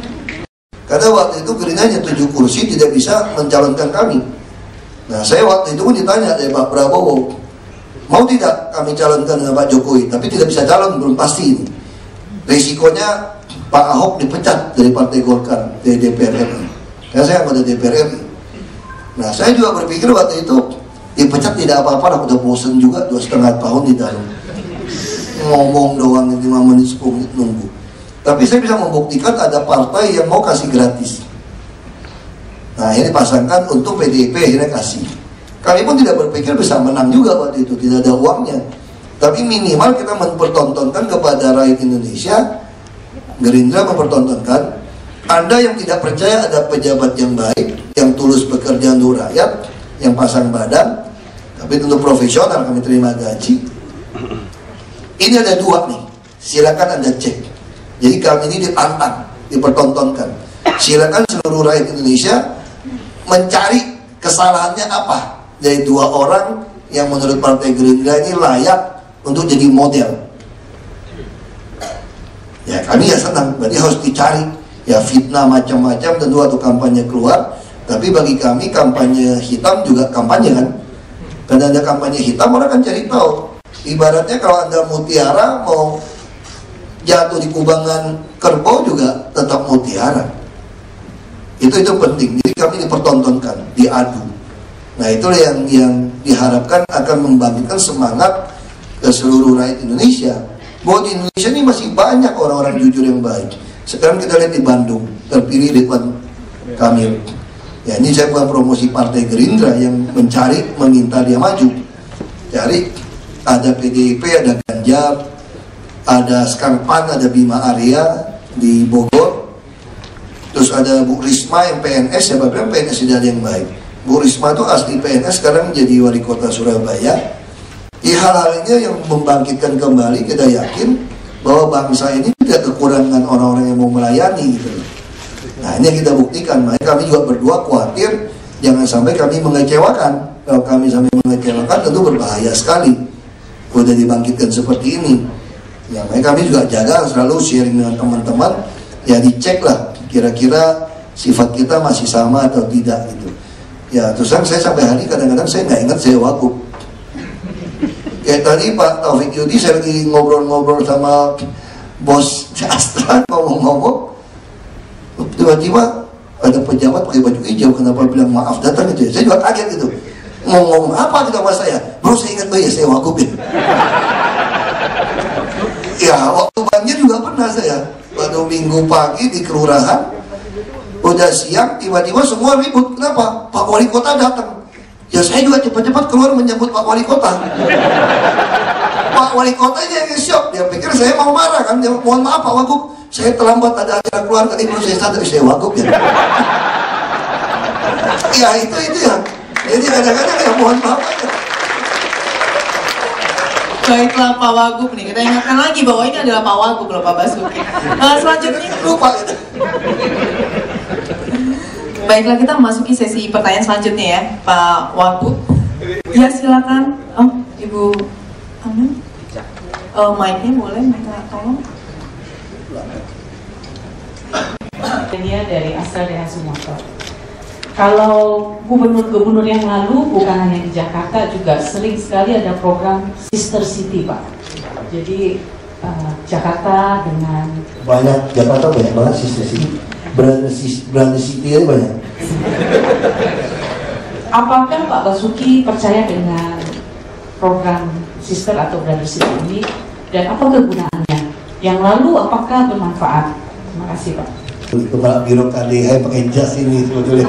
Tapi kira-kira gini, Sister City itu sangat menolong kok sebetulnya kalau kita betul-betul dikerjakan baik. Seperti kemarin itu kita dari Sister City hanya dengan Rotterdam kita Sister City ya. Rotterdam datang dia punya wali kota, dia ngajarin kita bagaimana kalau namanya pelabuhan itu mereka menguasai 70% saham waktu melakukan reklamasi. Dia ngajarin kita nih gimana caranya. Ya kita ketemu. Kita keluarkan uang banyak. Saya pikir Sister City cuma tanda tangan sih oke-oke saja saya pikir. Lagi itu udah banyak. Nah yang masalah sekarang Pak Gubernur tidak suka lakukan perjalanan ke luar negeri. Disposisi ke saya juga tidak itu suka saya. Datang, jadi kita bawa orang, kita belajar sama mereka. Seperti kita bicara soal Transjakarta, busway. Saya tidak perlu ke ibu kota. Saya tinggal mengundang Pak Michael yang dubes yang lama itu, yang nangkap Nazarudin, tas Nazarudin. Pak Michael, beliau datang ke kantor, dia ceritakan 2 jam 3 jam gimana proses bus di sana. Ya saya langsung belajar. Jadi kalau dia cuma alasan sesi buat kita pergi, tidak perlu. Tapi hubungan tentang kita tukar informasi, tukar budaya, itu berguna, terutama untuk pariwisata ya. Nah itu berguna. Nah kalau memang kegunaan yang lain, termasuk kita tukar pelajar, dia juga kirim, itu juga berguna. Kita hidup di dunia ini mesti saling kenal kan? Kalau kita kenal, kita jadi lebih tahu. Nah kita selalu berpikir, kalau misalnya dulu kita berpikir Amerika ini nggak bener, kayak ateis dan segala macam. Ternyata dia lebih manusiawi daripada kita. Kalau orang cacat itu naik bus, itu sopir busnya harus turun itu, naikin. Kenapa? Karena undang-undangnya, dia taat sama undang-undang. Dia juga ramah, ketemu orang. Kita terpengaruh film-film Hollywood, film cowboy. Misalnya kita lihat, dia ramah, kita tinggal di keluarganya, jadi kita bisa belajar. Kita bisa tukar jadi lebih mengerti lebih dalam. Sorry, saya sengaja ngomong ngantor supaya panjang biar nggak banyak nanya itu. Itu orang politik, berwaktunya habis. Save by the bell. Sayangnya masih ada lagi loh Pak yang tanya soalnya di sebelah sana. Sebentar ya Pak ya, silakan. Ya, selamat siang Pak, saya Melisa dari PT Serasi Autoraya. Saya pertama nggak nanya Pak, saya mau terima kasih sama Pak Ahok karena 2 bulan setelah Bapak dilantik, Bapak pernah jawab SMS saya walaupun malam hari Pak. Ternyata ada warga Jakarta yang dapat SMS Bapak jawab, cuma kan nggak tahu berapa lama, kadang-kadang lama jawab. Waktu itu saya mengadukan masalah birokrasi ya Pak, dan saya bilang kalau saya harus bayar, saya foto ibu dan saya akan laporkan ke Pak Ahok, dan itu sangat efektif Pak. Dan saya pengen semua orang juga seperti itu, jangan dibiarkan membayar itu suatu budaya gitu Pak. Walaupun itu terkesan mempermudah, tapi sebenarnya itu akan malah membangkitkan bibit-bibit, yaitu KKN itu nggak akan habis-habis. Dan nama Bapak cukup efektif untuk saya. Itu bad news itu. Nah, kalau untuk pertanyaan sih Pak, tahun 2014 mungkin agenda yang cukup berat ya Pak ya. Ada 3 agenda besar di negara Republik Indonesia dan khususnya di Jakarta. Pemilu, pembangunan MRT, dan juga isu UMP tadi. Nah, sebagai kita salah satu, saya sih karyawan ya Pak ya, karyawan biasa. Dan ada isu malah katanya 2014 Jakarta itu stuck karena pembangunan MRT ya kan, penambahan unit segala macam. Nah, gimana nih Pak tips dan triksnya biar kita jangan sampai isu itu benar-benar terjadi? Kalau kita lihat film-film Hollywood itu udah bisa terjadi beneran gitu loh Pak. Nah, gimana nih Pak untuk mengantisipasinya, dan apa nih dari peran kita sebagai salah satu bisnis transportasi untuk membantu pemerintah juga agar jangan sampai kejadian hal yang kita tidak inginkan itu Pak. Terima kasih Pak. Ya, pertama memang kalau kita bangun jalan yang sebidang kereta api itu ditambah dengan kita mau menyelesaikan 3 koridor busway, karena itu semua tuh layang dari Ciledug, MRT, ada monorail kalau benar-benar dikerjakan ya, kita tidak tahu juga nih, swasta. Logikanya pasti lebih macet, karena tiap hari saja nambah kendaraan itu ribuan tiap hari mereka. Tapi orang kan tidak semua pakai mobil kan. Saya senang orang beli mobil banyak, bayar STNK kan bayar pajak. Yang masalah kan kalau dia keluar, makanya kami mau beli banyak bus. Kenapa kita minta e-katalog tadi? Kita mulai jalur utama tengah dari koridor 1 itu kita mau kasih bus tingkat yang gratis. Jadi dari Monas sampai Blok M, nanti dari Monas ke Kota Tua, itu lewat Istiqlal, lewatin Juanda, dia bisa ke Pasar Baru, Gajah Mada Hayam Wuruk. Satu lagi tentu dari Kuningan, dari Taman Menteng sampai ke ujung Kuningan, balik masuk Kasablanka. Nah, satu lagi dari Bundaran HI, Kapal Abdul Muiz ke Tanah Abang. Jadi ini yang utama, sehingga bus-bus yang lain itu akan nunggunya di Blok M, di ujung-ujungnya. di stasiun kotanya. Nah dia kan buat ke ujung itu. Dan tentu motor kami kalau udah ada bus yang gratis, motor tidak bisa masuk. Nah kita akan menghimbau gedung-gedung nanti parkir maksimal sehari hanya 5.000. Jadi 1 jam 2.000 sampai 5.000 sudah stop untuk motor, supaya mereka bisa parkirkan motor untuk naik bus itu. Ini salah satu solusi supaya orang pindah ke kendaraan umum. Ya nanti bagaimana? Bisa nggak sterilisasi jalur busway? Bisa. Kami tidak mau lagi pasang petugas. Kalau Anda masuk ke situ, kita foto, kami blokir STNK Anda. Ya STNK Anda nggak bisa sambung. Anda mau PTUN aja 1,5 tahun, 2 tahun baru bisa memenangkan. Anda 2 tahun secara undang-undang mobil Anda out. Sudah hangus itu, masih buka jadi scrap jual sepapat itu. Anda tidak bisa lagi memperpanjang kan. Nah jadi kita akan membuat yang bawa mobil ini iri untuk pindah ke yang umum. Nah kami juga melakukan normalisasi sungai dan waduk. Karena sungai waduk itu juga menjadi istilah itu jalan-jalan tikus. Jadi tiap sungai itu sebetulnya ada 7,5 meter jalan untuk kiri kanan. Jadi ini bisa 2 mobil. Nah kalau normalisasi sungai ini jalan dan waduk jalan, ada jalur-jalur alternatif jalan tikusnya lah. Jadi yang macet dia bisa masuk. Nah tapi untuk pindahkan mereka tentu kita butuh rumah susun. Karena mau manusiawi tadi kan. Kita pindahkan mereka, alasannya masih ada rumahnya. Jakarta ini ada 600 lebih tuh sungai-sungai kecil besar nih itu semua. Ya kalau itu semua ada jalur-jalur yang saling motong, tidak ada lagi orang dibuat rumah di situ, kita punya jalan tikus yang banyak. Dan kita juga menghimbau, misalnya nanti bangun kayak Taman Anggrek sama Central Park misalnya, contoh paling jelas. Mau bangun lagi satu apartemen di belakangnya, bekas hotel Anggrek. Itu Central Park nggak boleh pasang tembok. Jadi taman sama mereka itu harus nyambung, walaupun bukan untuk kendaraan tapi untuk pejalan kaki. Ini gedung-gedung di Jakarta kami harap tentu kebutuhan besar nggak bisa, kalau temboknya alasan keamanan, itu kan wilayah dia, negara dia. Kita tidak bisa kalau untuk kebutuhan besar. Tapi kalau suruh dia mundurkan supaya untuk trotoarnya lebih lebar, dia mau kasih, tidak masalah. Nah tapi untuk gedung-gedung itu belakang nggak boleh tembok, supaya kalau orang mau jalan ke belakang tinggal jalan saja kan, tidak perlu mutar. Selama ini kita selalu muter ke depan gitu kan. Nah itu kita mau program itu kita lakukan. Ya sekarang nanti orang kan lebih banyak mau beli stasiunnya itu lebih cepat. Dia tidak mungkin stuck kalau menurut kami, menurut pikiran kami seperti itu. Ya kalau macet-macet cuma orang yang tidak mau pindah kepada jalur umum. Kalau sekarang kan saya berpikir daripada saya macet sempit-sempitan seperti ikan asin di dalam Transjakarta, lebih baik saya macet di mobil saya. Kebelet mau ke toilet buka botol aqua aja, kira-kira gitu. Tapi kalau di bus gimana? Turun nggak bisa, semua nggak bisa. Nah itu yang membuat orang. Tapi kalau saya macet kendaraan pribadi, bus ini lewat tiap 3 menit satu bus, tiap 3 menit satu bus, dan lancar. Saya kan parkirkan mobil saya untuk pindah. Nah waktu ada kosong, gimana caranya? Kami juga kenakan ERP, Electronic Road Pricing. Nah ini harus bayar Anda. Kalau 50.000 buat CEO Astra masih murah, dan terlalu banyak yang anggap murah masih macet, naikin 100.000. Ya dong buat CEO kan 100.000 kenyamanan, dia akan bayar untuk jalur utama. Ya kalau 500.000 mobil lewat bolak-balik gitu ya, 100.000 50 miliar satu hari. Kalau 20 hari saja sudah 1 triliun, 1 tahun 12 triliun.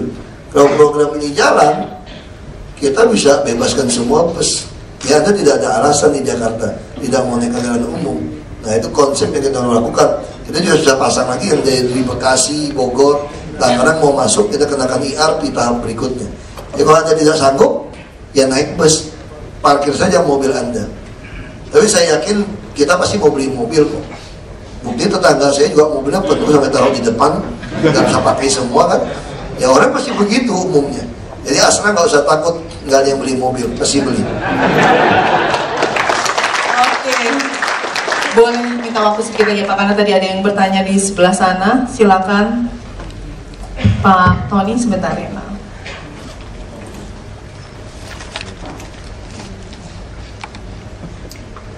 Pak, saya namanya Tony Harley Siralahi dari Auto 2000. Tadi sebenarnya di bagian terakhir penjelasan Bapak sudah terjawab sebagian. Apa yang saya mau tanyakan yaitu, saya perhatikan sebenarnya kadang-kadang kalau kemacetan itu memang ada karena orang pakai kendaraan pribadi daripada public transportation. Tetapi ada juga sebenarnya karena pedestriannya di kota-kota di Indonesia, termasuk Jakarta, itu tidak nyaman buat orang berjalan kaki. Nah, sehingga kalau kita mau pergi ke suatu tempat seperti saya, mau ke mall kota Casablanca nggak terlalu jauh dari tempat saya tinggal, itu terpaksa naik mobil gitu. Sebenarnya kalau nyaman, saya mungkin akan jalan kaki aja. Nah, hal-hal seperti itu kan menambah kendaraan yang beroperasi di jalan raya gitu. Jadi program apa untuk membereskan masalah pedestrian itu, baik dari segi keamanannya maupun kenyamanannya. Jakarta ini kan panas gitu ya. Jadi kalau orang jalan kaki siang hari juga, apalagi kalau orang kantoran, nanti tahu-tahu balik harus semprot-semprot parfum lagi. Ya kalau dia bawa parfum, kalau enggak kan repot gitu. Jadi itu yang saya mau tanyakan. Yang kedua, ini agak sedikit sifatnya pribadi. Bapak dan Pak Jokowi dulunya orang yang berasal dari bisnis gitu ya. Orientasinya kan kalau orang bisnis cari peluang bisnis, cari profit, mikirnya duit gitu kan. Nah, tapi ini switching menjadi pelayan publik. Kira-kira sebenarnya ada pergolakan batin nggak waktu switching pertama? Dan kemudian kira-kira apakah ini akan menjadi sesuatu yang akan terus atau suatu saat Bapak ingin balik ke bisnis lagi? Terima kasih. Jadi pertama, kami tentu akan setiap izin bangunan, kami selalu minta mereka mundur. Tidak minta lahannya, tidak. Jadi pagarnya selalu mundur. Kan ini juga halaman, ada GSB segala macam. Kita minta dia mundur. Nah kita juga dorong tanam pohon besar-besar. Jadi Astra kalau CSR-nya mau tanam pohon yang besar-besar di semua trotoar, tanam pohon yang produktif dan buah-buahan, silakan. Termasuk di rusun-rusun, termasuk nanti di 400 hektar kami. Kan berarti kan 200 hektar kan pasti taman untuk fasum-fasus. Itu juga bisa tanam. Itu seperti itu. Jadi kita akan dorong. Terus ada bus yang gratis muter terus kan. Jadi kalau takut keringatan parfum ya naik bus itu aja. Di Casablanca, daerah toko tertentu, dia karyawan yang turun dari kantor, dia tidak perlu jalan kaki, dia tinggal naik bus itu aja yang muter balik. Kita Jakarta nggak bisa paksa, tanam pohon juga masih cukup panas. Ada gedung-gedung tinggi itu nggak bisa kita paksakan. Jadi pasti tanam pohon, lebarkan itu, sediakan bus. Nah itu juga sediakanlah untuk naik sepeda, bisa mandi, ada locker. Tadi di terminal-terminal kami seperti itu. Ya, ada parkir sepeda, ada kamar mandinya, ada lockernya, supaya orang naik sepeda, titip sepeda, naik bus itu, dia bisa mandi. Nah itu yang kita lagi rancang. Nah kalau soal yang kedua, soal bisnis ya, switching bisnis kan, ya kan? Ya, kami tetap bisnis kok. Kenapa bisnis? Itu yang bapak saya ajarin. Kalau kita mensedekahkan 1 miliar kepada orang miskin, 500.000 saja, waktu itu bapak saya masih hidup, tahun 95 dia bicara sama saya, UMSK-nya 400.000 lebih, kita hanya membantu 2.000 orang habis 1 miliar kita. Di kampung kita ada 9.000 orang berantem. Dan kita juga nggak punya uang 1 miliar itu bantu mereka kan. Nah jadi saya bisnis hari ini. Itu pertanyaan sama ketika nenek istri saya marah-marah, ya marah ngomel lah, nenek kan gitu. Mau ke istri saya, itu bisa miskin lakimu jadi pejabat, pasti miskin, nggak mau korupsi, nggak mau apa. Itu gaji kecil kan? Terus saya bilang sama istri, saya bilang sama nenekmu, kita tambah kaya kan? Kenapa tambah kaya? Sekarang saya bantu orang yang putus sekolah, bantu orang sakit, bantu apapun, bukan uang saya, uang pemerintah. Saya di Jakarta sekarang saya bantu orang yang putus sekolah itu lebih dari 2 miliar sudah. Untuk yang tebus ijazah-ijazah mereka. Uang saya, bukan uang operasional. Memang betul bisa saya kantongin, itu hak saya, 0,1% dari PAD hak saya gitu loh. Tapi sekarang saya pakai bukan uang saya. Coba kalau saya beli Land Cruiser sendiri, asuransinya saja bonyok saya bayar. Belum lagi servis berkala kan. Ini saya duduk aja, bukan mobil saya. Saya kesini diajak makan. Kalau saya nggak jadi wagub, nggak diajak kesini ngomong-ngomong. Jadi untung. Dia bagi kami ini untung. Cuma proses itu tadi Kami kalau untungnya pribadi tidak bisa bantu orang miskin secara banyak. Nah dengan jadi pemerintah itu yang bapak saya bilang, kalau kamu jadi bupati, kamu bisa membuat semua orang punya penghasilan ini. Tapi bapak saya juga bilang, yang paling mulia itu bukan jadi pengusaha sebetulnya, jadi pejabat. Rankingnya, kenapa? Karena jadi pejabat bisa membuat semua orang menikmati. Kalau pengusaha kan hanya stakeholder terbatas. Coba lihat tadi, Astra begitu besar hanya bantu beasiswa 100.000 lebih. Kita KJS sudah berapa? 300.000 lebih. 400.000, 420.000. Belum setahun. Astra berapa puluh tahun. Nah itu bedanya kan pengusaha. Itu bedanya pengusaha. Kalau saya kan beda, ini pemerintah. Astra cuma lakukan pengobatan gratis di titik-titik tertentu. Kami membuat seluruh DKI pengobatan gratis. Baksos setiap hari di puskesmas. Ini pemerintah. Kita bisa bangun rumah. Seci cuma bangun beberapa blok. Kami mau bangun 1.000 tower, 100.000 unit. Nggak bisa. Nah ini beda pemerintah. Jadi kami untung. Jadi saya tidak pernah ada pergumulan, tidak. Saya sadar ini untung kok. Saya lebih kaya sekarang jujur saja. Kenapa? Karena saya tidak pakai gaji saya sekarang untuk nolong orang. Saya kumpul-kumpul duit saya udah 1 miliar lebih loh kerja di DKI ini. Di tabungan saya sengaja masukin tabungan aja. Kita operasi, betul-betul gak kepakai buat nolong orang. Nolong orang itu operasional. Jadi ini menguntungkan, ini menyenangkan. Jadi pejabat itu menyenangkan Pak Saudara. Bisa nolong orang gak stres kita. Nah terus kelanjutan bagaimana? Bapak katakan usaha kami, saya masih usaha Pak, tapi tentu saya tidak kelola. Usaha saya juga tidak terlalu jalan, tentu suka berantem. Tapi kan harga tanah naik terus Pak. Ya saya berpikir tanam pohon juga lumayan Pak. Nggak ada yang bibit Rp1 bisa jadi berapa ratus kali lipat selama tidak kebakaran. Piara sapi juga lumayan Pak, sambil makan itu rumput. Lebaran-lebaran 20 juta satu ekor sapi Pak. Ya saya usaha. Saya ada usaha, tapi tidak usaha yang saya urus. Tidak bisa terlalu fokus mengharap jadi konglomerat. Saya kira sudah susah lah. Tapi minimal tanah-tanah kan bisa naik. Nah saya tanah juga bukan saya tuan tanah. Dulu kalau saya jadi pengusaha, banyak orang butuh uang kuliah harga tanah 3 juta, dia jual sama saya 5 juta. Dia jual mahal karena dia butuh uang. Yang jual 20 juta, dia jual sama saya 30 juta. Nah saya cuma berpikir, anggap saja beli di muka. Dan saya tidak pernah berpikir 2-3 tahun terakhir ini harga tanah naik gila-gilaan. Tanah yang tadinya 1 hektar cuma 3 juta, sekarang 3 miliar Pak, 1 meter 300.000. Kita nggak pernah berpikir. Makanya laporan kekayaan juga kecil karena pakai NJOP kan. NJOP, laporan kekayaan pakai NJOP. Di Belitung NJOP saya masih 3.000, 5.000 semeter. Padahal harga pasaran sudah 300.000. Ya, jadi saya pikir selama kita niat untuk orang lain, tidak ada pergumulan, dan kita juga pasti untung. Kemarin juga sama, karena saya berpikir mau jadi gubernur di DKI supaya jadi model. Ya, saya tidak mau pulang ke bubble. Nah, kalau mau jadi gubernur, saya mesti punya rumah yang ajudan, sopir bisa tinggal, ruang rapat mesti tinggal. Ya sudah, saya beli tanah, bangun rumah di 2011. Niatnya itu aja. Saya tidak tahu belinya 4 juta, sekarang udah 20 juta lebih. Tadinya kita jadi untung. Nah, yang penting niat aja Pak. Makanya saya selalu percaya kalau kita berpikiran mau mensejahterakan orang lain, maka pasti itu akhirnya jadi kesejahteraan kita. Jadi dahulukan dulu orang lain, pasti akhirnya dapat kita juga kok Pak. Selama kita pikiran seperti itu, saya tidak pernah menyesali meninggalkan pengusaha. Dan nyatanya saya juga tidak miskin-miskin banget gitu Pak. Lumayan juga gitu. Ya walaupun saya berhenti bupati, saya harus naik bajai anak istri saya. Karena saya betul-betul nggak ada uang dan saya harus kerja sama orang. Kerja di perusahaan tambang, semua orang liatin saya. Saya juga merasa syok juga. Saya sebagai mantan bupati kok kerja sama orang ya, diliatin aneh gitu. Terus saya renungkan kembali, harusnya saya bangga dong.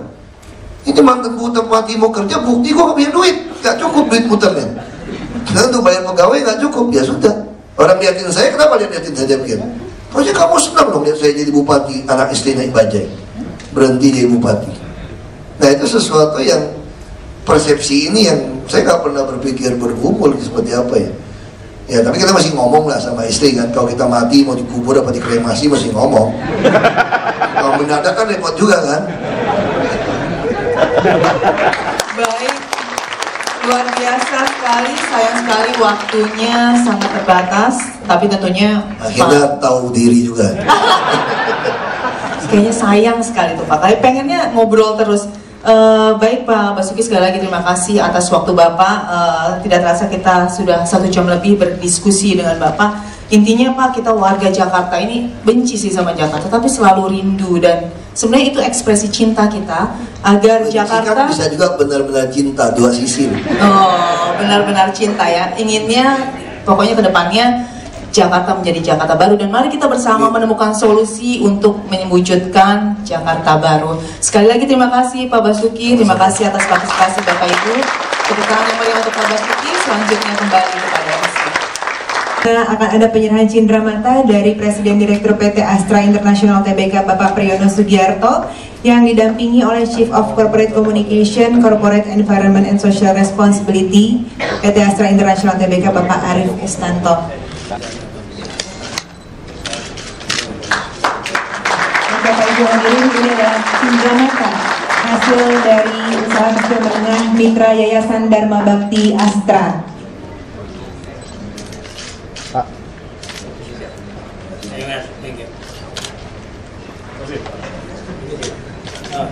Baik, terima kasih. Kami persilakan Bapak.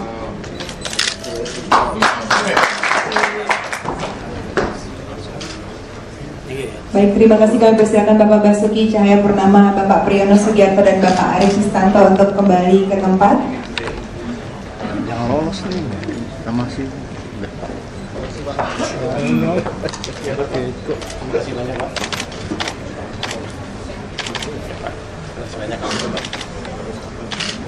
Terima kasih. Kita langsung jalan kan? Baiklah Bapak Ibu hadirin yang kami hormati, kita sudah sampai di penghujung acara. Semoga acara hari ini dapat memberikan manfaat bagi kita semua, dan tentunya besar harapan kami bahwa kerjasama yang baik bisa terus terjalin. Ini apa Pak Komisaris Pak? Komisaris sama direksi Pak. Tahun 62, siapa Pak Arif Arif Istanto? Bahasa Indonesia. Tahun 62 jangan bahula dong. Terus yang selanjutnya bisa tuh? Hah? Buat selanjutnya ada? 60 satu doang tuh. Balik ini kali. Balik. Ya. Belum lancar, belum lancar. Tahu ini kijang kuno nih, iya. Kijang pertama lah. Saya ingat bapak saya kasih ke tokonya.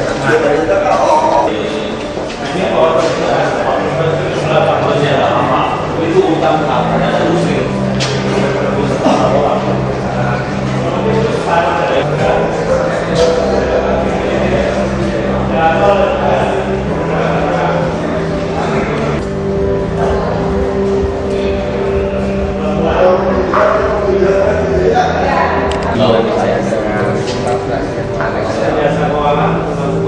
dekat sana, radarnya kena nggak? Mas Pak. Seperti pas ini di sininya. Oh ini nih, Pak Yulian ini kali. Ini kali. Pak ini. Oh nggak mau. Di sini aja Pak.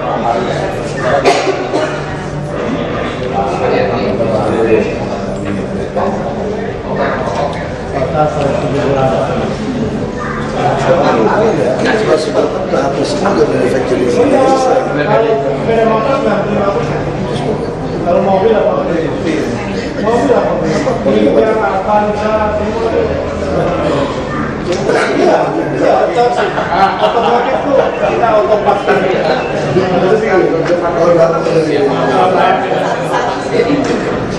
Ibu. Ini contoh. Nah ini agribisnis kita. Bisa tak pakai tongkat balok.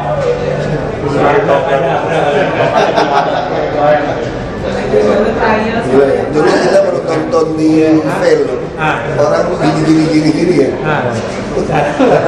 Saya sih nggak tahu. Jadi ke depan mobil betul-betul kayak di film, ngomong doang. Handphone udah ngomong kok. Sekarang dari voice bisa teks bisa voice. Gimana caranya lo yang begini? Voice bisa teks. Langsung dia bikin itu sekarang. Ada jam tangan. Jalan tol, tunjukin gimana jalan tol. Infrastruktur. Nanti dulu. Tadi saya balik lagi ke pemerintahan. Ini mesti kasih tempat kakinya juga. Ini infrastruktur ini. Yang kita bisa dana Iya ya. Trek. Nah, itu gimana kok ini?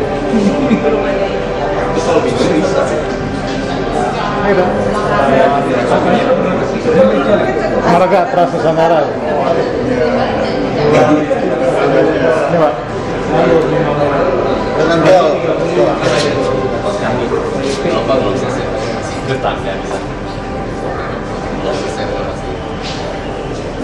Ini motor pertama nih Pak, harus ditahu. Pembeli pertama bawa pulang ke Bogor. Oh gini ya? Honda. Bapak saya beli, nggak tahu berapa, 50 berapa dia jual. Ini Honda ini nggak tahu. Iya, pertama kali. Tapi nggak boleh jadi agen, kita memang nggak fokus. Fokus. Sekarang kalau bangga itu ironi akan ya. Tapi si Om Nofis lagi. Sekarang mau lihat ambulan dulu. Terminal kita tuh kayak gini, granit bagus. Divisinya. Kita ini lengkapi lah. Saya minta si Abong 1 tangan. Ada. Tidak. Jelasin. Ini akan kita kasih ke Pak Bang. Sama yang seperti yang kemarin. Iya, kemarin seperti ini. Jadi sekarang kita pengen masuk e-katalog itu juga termasuk untuk micu segala macam, ada perlengkapan kerjasama supaya kita tidak perlu tender, cocoki. Yang kelima. Iya. Terima kasih banyak. Oh, minta tanda tangan Pak di depan. Di mana? Di mana aja? Pak Ahok. Nah, di depan sini biasanya Pak. Ini Bapak.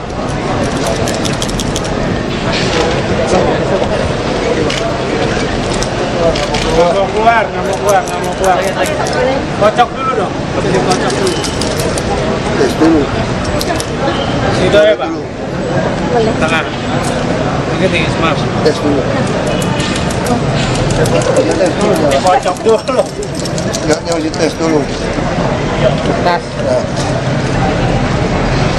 Tengah lah.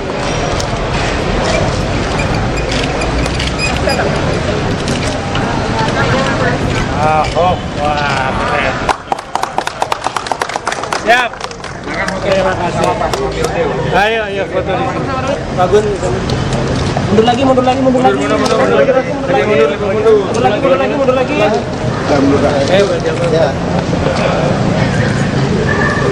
3.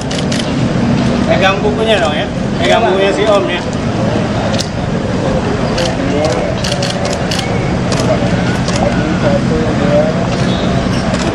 Oke, semua dapat.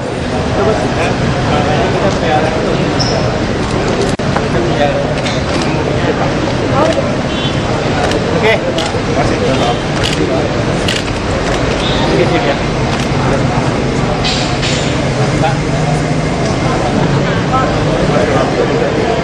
Paling coba. Ini bos Astra nih. Pak, beliau lepas kok, nggak masalah. Dia ya Pak ya? Nggak masalah. Kapan Pak? Secepatnya ya betul uang turun tinggal bayar. Udah ada nilainya Pak?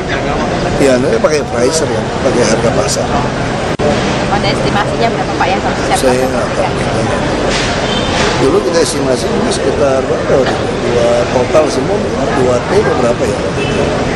Mbak bicarakan itu. Visi kaya. Ya udah oke, sambil makan siang lagi. Berarti udah nggak ada masalah Pak antara Jakpro sama Asrata ya? Iya, Jakpro akan beli, Asrata udah mau kasih. Kalau untuk yang satunya Pak? Yang Bapak sama Swiss? Kayaknya juga nggak masalah sih. Intinya kita udah kita pengen tenda yang pegang supaya bisa cepat untuk supaya semua rakyat dapat air. Nah kita di kantornya, kita di kantor orang. Udah oke.